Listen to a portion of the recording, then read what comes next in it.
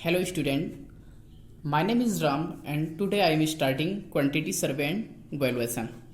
ये हमारा civil engineering जो कि डिप्लोमा बेस का है, 6 सेमेस्टर में क्वांटिटी सर्वे एंड वैल्यूएशन है। इसी सब्जेक्ट को आज हम पढ़ने वाले हैं, क्वांटिटी सर्वे एंड वैल्यूएशन। ठीक है,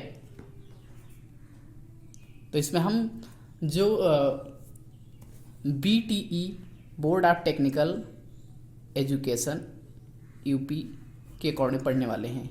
वैसे ये सभी डिप्लोमा होल्डर के लिए इम्पॉर्टेंट होगा। डिप्लोमा इन सिविल इंजीनियरिंग, जो सिविल इंजीनियरिंग से डिप्लोमा कर रहे हैं उस सबके लिए इम्पॉर्टेंट है। ठीक है, तो हम इसमें BTE बोर्ड के अकॉर्डिंग पढ़ेंगे, जो BTE सिलेबस में दिया गया है उसी के अकॉर्डिंग पढ़ने वाले हैं। ठीक है, तो हम आज क्या पढ़ने वाले हैं उसको पहले बता देते हैं कि आज कौन कौन से टॉपिक को पढ़ाएंगे। ठीक है, तो पहला है क्वांटिटी सर्वे। क्वांटिटी सर्वे को हम एस्टिमेशन एंड कॉस्टिंग कह सकते हैं। Estimation and costing, estimation and costing. ठीक है, तो हम पहला टॉपिक आज पढ़ने वाले हैं एस्टिमेशन एंड कॉस्टिंग का डेफिनेशन, मीन्स परिभाषा। इसकी डेफिनेशन पढ़ेंगे और इसके ऑब्जेक्टिव पढ़ेंगे। सेकेंड हेडिंग पढ़ेंगे हम ऑब्जेक्टिव पढ़ेंगे। फिर थर्ड पॉइंट पढ़ेंगे इसमें एस्टिमेशन के लिए हमें कौन कौन से डाटा की रिक्वायर्ड होती है, नीड होती है। तो थर्ड हेडिंग रहेगा हमारा रिक्वायर्ड डाटा, किस लिए, एस्टिमेशन के लिए। ठीक है, तो पहला हेडिंग डालते हैं, इसमें रहेगा हमारा एस्टिमेशन एंड कॉस्टिंग या क्वांटिटी सर्वे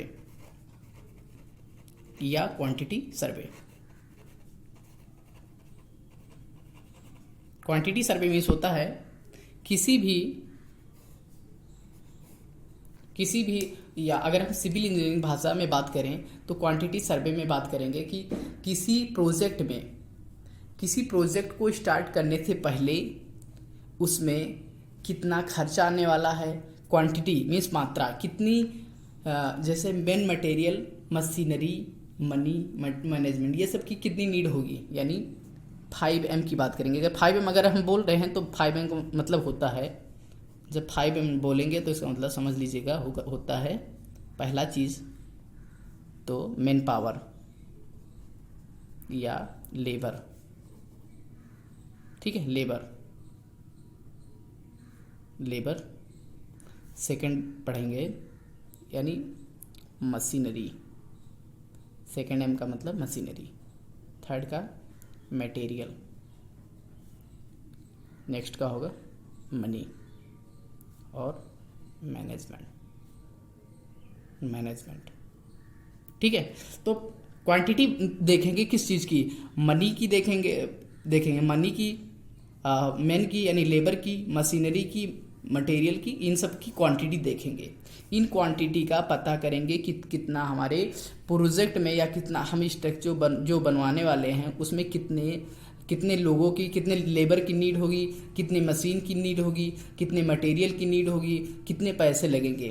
फाइनली सबका रेट पता करने के बाद में पैसा पता करेंगे कि टोटल पैसा कितना आने वाला है।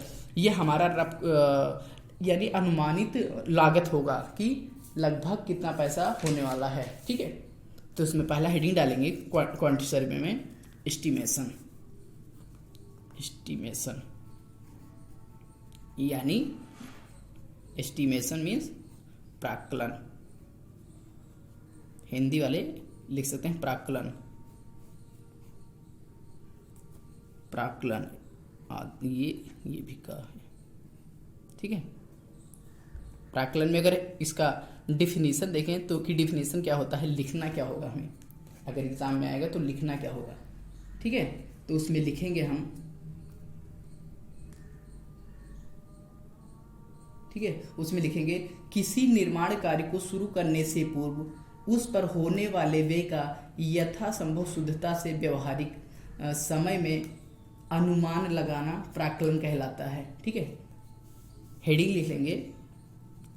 जितनी चीज़ें मैं बता रहा हूँ सब चीज़ें लिख तो नहीं सकता कि एक एक चीज़ें लिखूँ, लेकिन ध्यान में रखना है। ठीक है, तो पहला चीज क्या लिखेंगे, किसी निर्माण कार्य, किसी निर्माण कार्य, किसी निर्माण कार्य को शुरू करने से पूर्व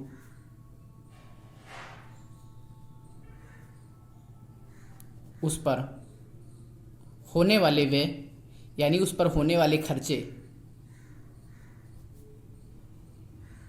उस पर होने वाले खर्च का यथासंभव शुद्धता,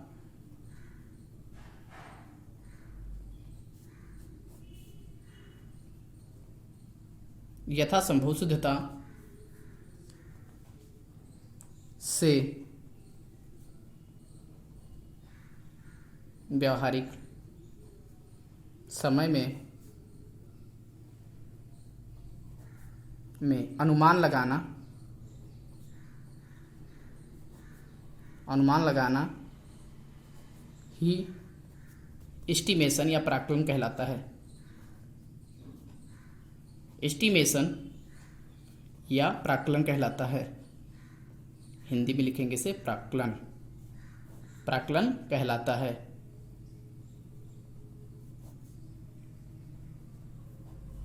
ठीक है, पहले इसका डिफिनीशन हो गया कि एस्टिमेशन को कैसे डिफाइन करेंगे। तो अगर डेफिनेशन लिखना होगा तो ये लिखेंगे। ठीक है, ऑब्जेक्टिव क्या होता है, तो सेकंड हेडिंग डालेंगे objective of estimation, objective of estimation.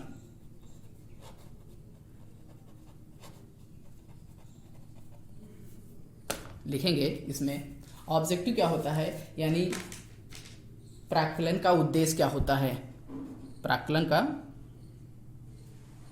का उद्देश्य।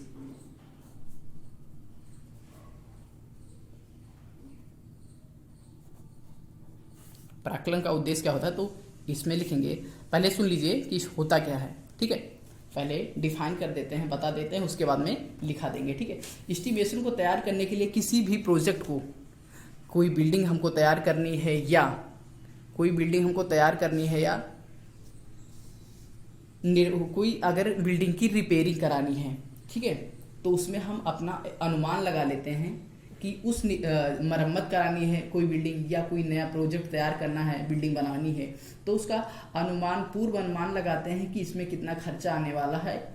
ठीक है, पहला पॉइंट हो गया, इसलिए नीड होती है। सेकंड है, क्यों होती है, क्योंकि ये पता करना मटेरियल कितना लगने वाला है, श्रमिक लेबर कितने लगने वाले हैं और कितने समय में लगभग ये तैयार होने वाला है, इसका पता लगाने के लिए।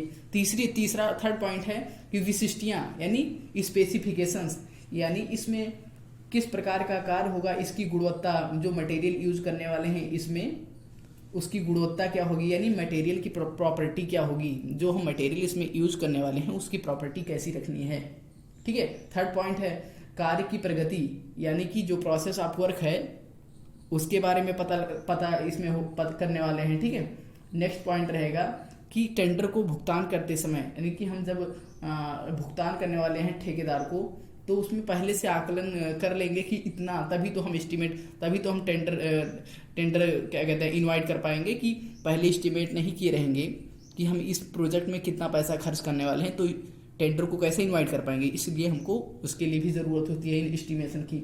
ठीक है, तो लिखेंगे इसमें पहला पॉइंट, फर्स्ट पॉइंट लिखेंगे, एस्टिमेट तैयार करने के लिए, निर्माण या मरम्मत, एस्टिमेट तैयार करने के लिए या लिखेंगे किसी प्रोजेक्ट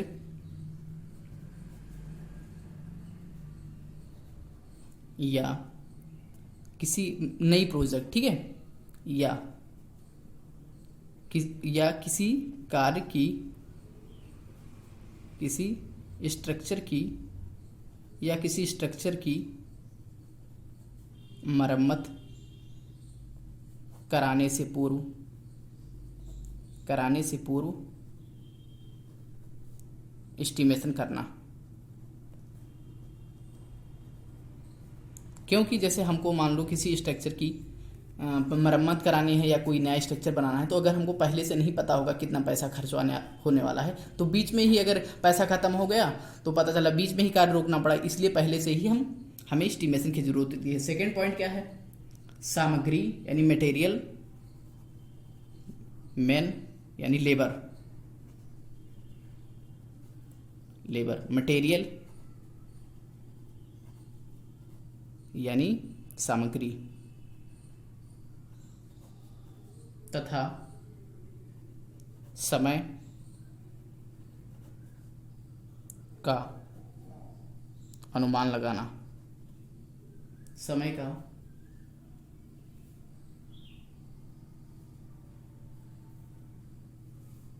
समय, सामग्री का ब्यौरा, लेबर, इन सब का पहले से अनुमान में पूर्व अनुमान लगाना कि इसमें कितना पैसा यानी कितने हमको लेबर की ज़रूरत पड़ेगी, कितनी सामग्री जरूरत पड़ेगी, कितने समय में पूरा होने वाला है, कार्य पूरा होने वाला है। ठीक है। थर्ड पॉइंट रहेगा स्पेसिफिकेशंस। अगर इसको बोले तो हिंदी में तो विशिष्टियाँ।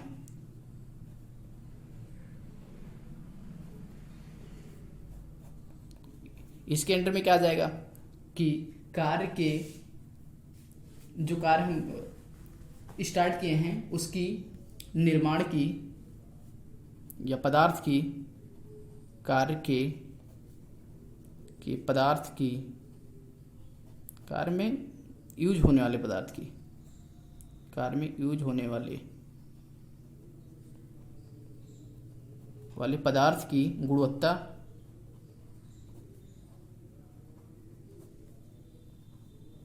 तथा कार्य यानी वर्क के टाइप्स ऑफ वर्क, कार्य के प्रकार का पता लगाना। ठीक है। अगला पॉइंट क्या होगा? अगला पॉइंट होगा कि टेंडर यानी ठेकेदार की भुगतान करना, यानी जैसे ठेकेदार की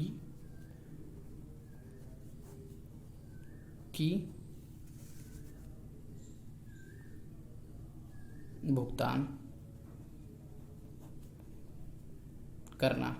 मीन्स अगर हमको पहले से एस्टिमेशन नहीं किए रहेंगे कि कितना पैसा कब पेमेंट करना है तो या कितना पैसा लगने वाला है, तो हो सकता है कि ओवर यानी कुछ एक्स्ट्रा पेमेंट ना हो जाए। ठीक है। यानी ओवर पेमेंट से बचने के लिए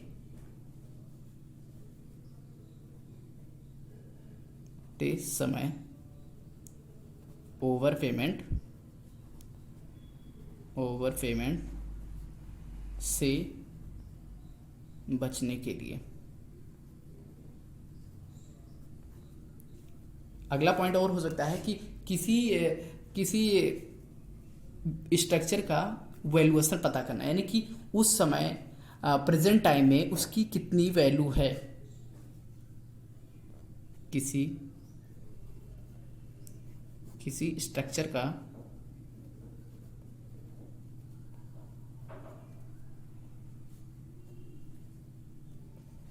वैल्यूएशन करने के लिए या लागत पता करने के लिए,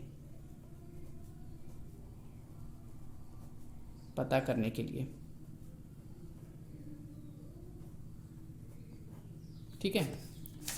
थर्ड अगला हेडिंग होगा हमारा रिक्वायर्ड डाटा। किस चीज़ की एस्टिमेशन करने के लिए किस चीज़ की हमको ज़रूरत पड़ेगी या पड़ती है। रिक्वायरमेंट डाटा फॉर एस्टिमेशन,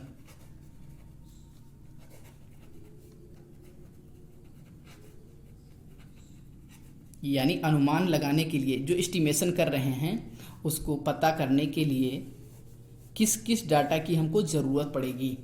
लिखेंगे उसमें एस्टिमेशन यानी प्राकलन करते समय, यानी कौन सा स्ट्रक्चर कितने में तैयार होने वाला है, या कि कोई स्ट्रक्चर में क्या क्या सामान लगने वाला है, उसमें कितना फाइनली पैसा लगने वाला है, सब कुछ पता करने के लिए किस चीज़ की हमको ज़रूरत पड़ती है उसके बारे में पढ़ने जा रहे हैं। ठीक है। तो एस्टिमेशन के लिए हमें निम्न डाटा की या निम्नलिखित डाटा की नीड होती है, ज़रूरत होती है।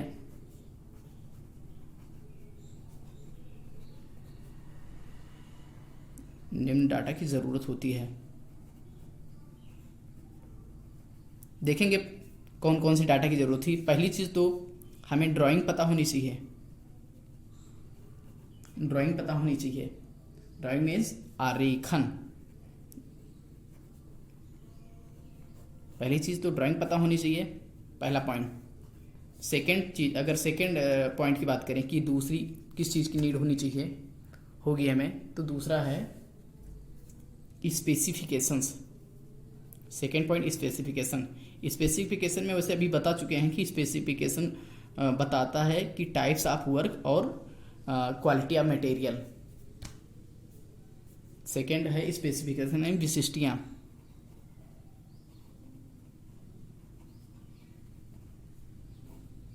विशिष्टियाँ थर्ड पॉइंट है, यानी तीसरी किस चीज़ की ज़रूरत होगी हमें, रेट। रेट यानी दर, दरें, किस चीज़ की रेट पता करना, यानी कि कौन से रेट। वैसे अभी रेट के बारे में डिटेल्ड एनालिसिस करेंगे आगे, ठीक है, लेकिन अभी देखेंगे रेट, ठीक है। चौथा पॉइंट जो हमको ज़रूरत होगी, स्केल, यानी हिंदी में बोले इसे तो कहेंगे मापनी सेट। मापनी सेट, ठीक है। ड्राइंग में देखेंगे, ड्राइंग में देखेंगे किस किस चीज़ की, ड्राइंग में भी देखो किस किस चीज़ की ड्राइंग दे दिया जाए तो हमें ऐसा नहीं पता चलेगा उसमें क्या क्या क्लियर होना चाहिए। पहली चीज़ तो प्लान, उसमें प्लान पता होना चाहिए कि ड्राइंग की संरचना में जो यानी प्लान को हिंदी में बोलेंगे अनुविच्छेद, अनुविक्षेप, ठीक है। दूसरा चीज़ क्रॉस सेक्शन पता होना चाहिए। थर्ड पॉइंट है सेक्शनल एलिवेशन। सेक्शनल एलिवेशन पता होनी चाहिए, यानी परिच्छेदीय उद्विक्षेप, ठीक है, तथा स्केल। तो इसकी हिंदी जो है प्लान की, इसका होता है हिंदी अनुविक्षेप। अनुविक्षेप सेकेंड पॉइंट है। जो अगली चीज़ स्केल इसमें पता होनी चाहिए ड्राइंग में, वो है सेकेंड पॉइंट क्रॉस सेक्शन, ठीक है। थर्ड पॉइंट होगा इसमें सेक्शनल एलिवेशन, यानी इस ड्राइंग में पता होनी चाहिए ये चीज़ें। अगला है स्केल, यानी किस स्केल पे दर्शाया गया है, किस स्केल पे ये बनाया गया है, कि किस रेशियो में, ठीक है। सेकंड पॉइंट है स्पेसिफिकेशन। स्पेसिफिकेशन में बताया था मैंने टाइप्स ऑफ वर्क के बारे में बात करेंगे। टाइप्स ऑफ वर्क कि किस प्रकार का कार्य है, and quality of material. Quality of material यानी पदार्थ की गुणवत्ता। दरें यानी किस रेट से हैं, जैसे रेट में भी चार टाइप की होती हैं। एक scale rate, market rate, star rate, proportion rate, इसे आगे डिफाइन करेंगे, ठीक है। और उसके बाद में है स्केल, यानी किस स्केल पे, यानी किस स्केल पर नक्शे में दिखाया गया है। नक्शों पर लुप्त बीमाओं को ज्ञात करने के लिए मापनी सेट तथा गणनाओं के परिमाण ज्ञात करने के लिए कैलकुलेटर की, जैसे कि स्केल में मान लो कुछ रेशियो में लिया जाता है, ठीक है। जो डायग्राम में ड्रॉ करते हैं, मान लेते हैं कि ये बहुत बड़ा प्लॉट है कोई, तो उसको इतना बड़ा थोड़ी ना वो लेके आएंगे पेज की, हमको ड्राइंग करना है तो इतना बड़ा पेज लेके आएंगे, नहीं।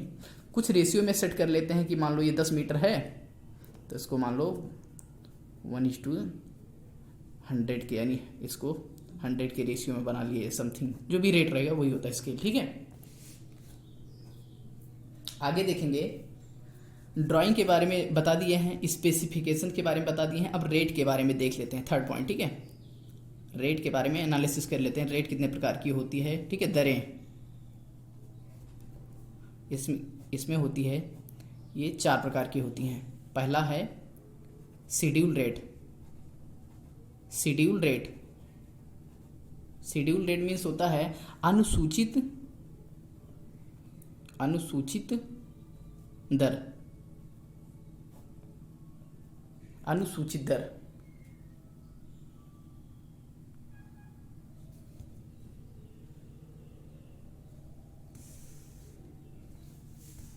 अनुसूचित दर।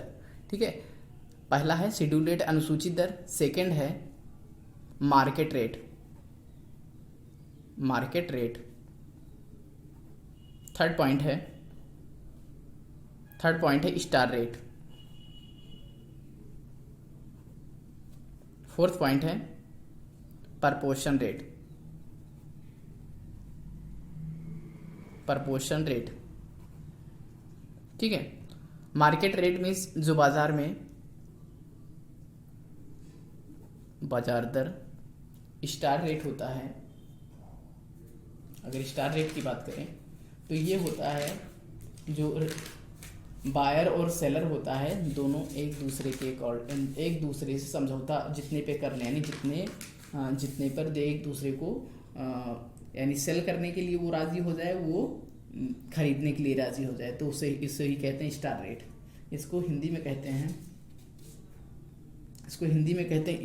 में भी यही कहते हैं, स्टार रेट ही कहते हैं, स्टार दर।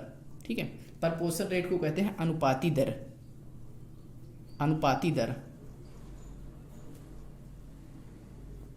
ठीक है, तो देख लेते हैं चारों के बारे में होता क्या है, इसको डिफाइन करना होगा तो कैसे करेंगे। ठीक है, जैसे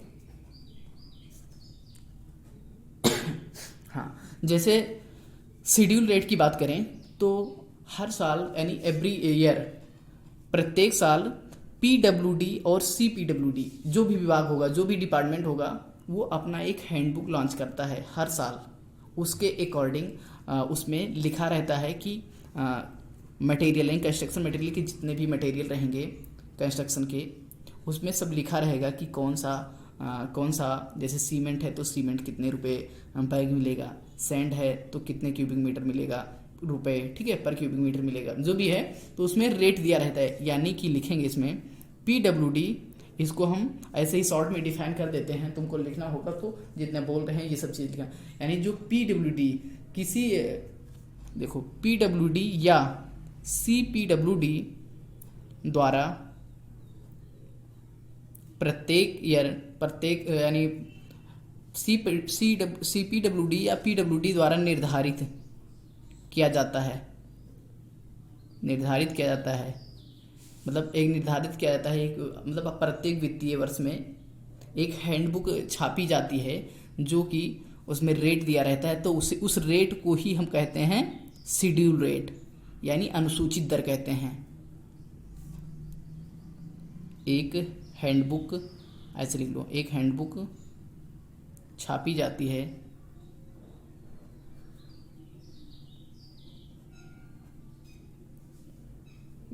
यानी प्रत्येक वित्तीय वर्ष में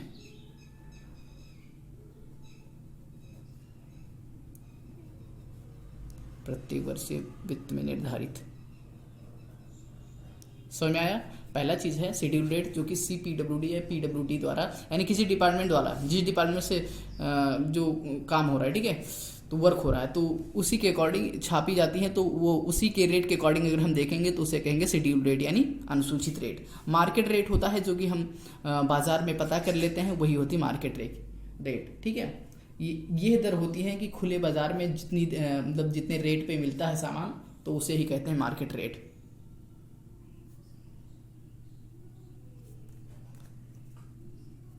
थर्ड है स्टार रेट। स्टार रेट होता है जिसने में जो निर्माण कार्य शुरू करने से पहले दोनों पक्ष में मीन्स विभाग और ठेकेदार आपसी समझौते से स्वीकार कर लेते हैं, तो उसे ही स्टार रेट कहते हैं। ठीक है, इसमें लिखेंगे स्टार रेट में लिखेंगे दोनों पक्षों द्वारा यानी विभाग और ठेकेदार द्वारा आपस में सहमति से स्वीकार किए गए दर को स्टार रेट कहते हैं। यानी लिखेंगे इसमें विभाग तथा ठेकेदार, ब्रैकेट में लिख लो, इसका मतलब क्या हुआ, दोनों पक्ष द्वारा ये स्टार रेट है। ठीक है, मार्केट रेट बता दिए हैं जो खुले बाजारों में मिलते हैं जिस भाव से, उसे ही कहते हैं खुले बाज़ारों में जिस रेट से यानी जिस दर से मिलता है, जिस रेट से मिलता है कोई प्रोडक्ट, जिस रेट से कोई मटेरियल मिलता है उसे ही कहते हैं मार्केट रेट। और ये है स्टार रेट होता है विभाग और ठेकेदार यानी दोनों पक्षों द्वारा आपसी सहमति से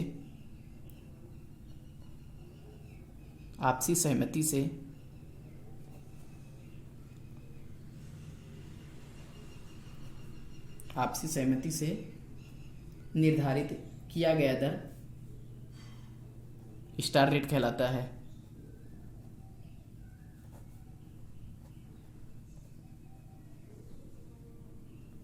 प्रपोर्शन रेट होता है, प्रपोर्शन रेट में अगर देखेंगे तो होता है कि जब किसी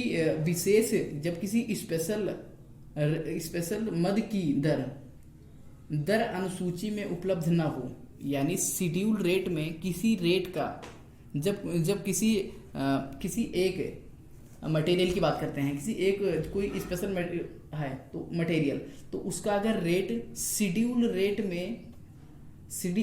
रेट में उपलब्ध ना हो तब मद से मिलती जुलती मदों की दरों का औसत ज्ञात करके पता कर लेते हैं। यानी कि अनुमानित एक रेट मान लेते हैं, यानी कहीं पता कर लिए आपस, तो उसे हम अपना एक मान लेते हैं कि लगभग इतना होगा कॉस्ट, ठीक है।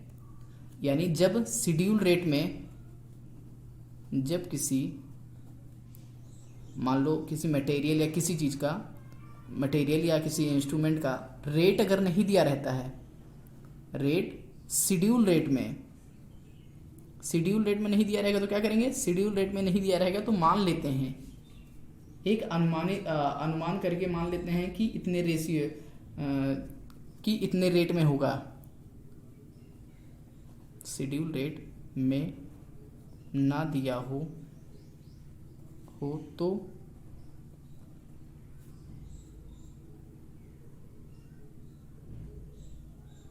मिलती जुलती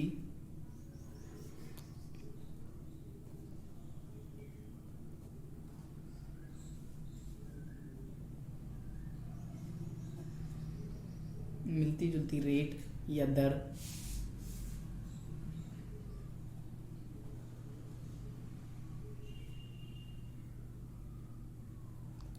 मिलती जुलती रेट का औसत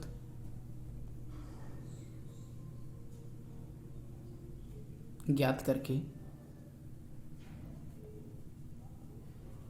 पता कर लेते हैं।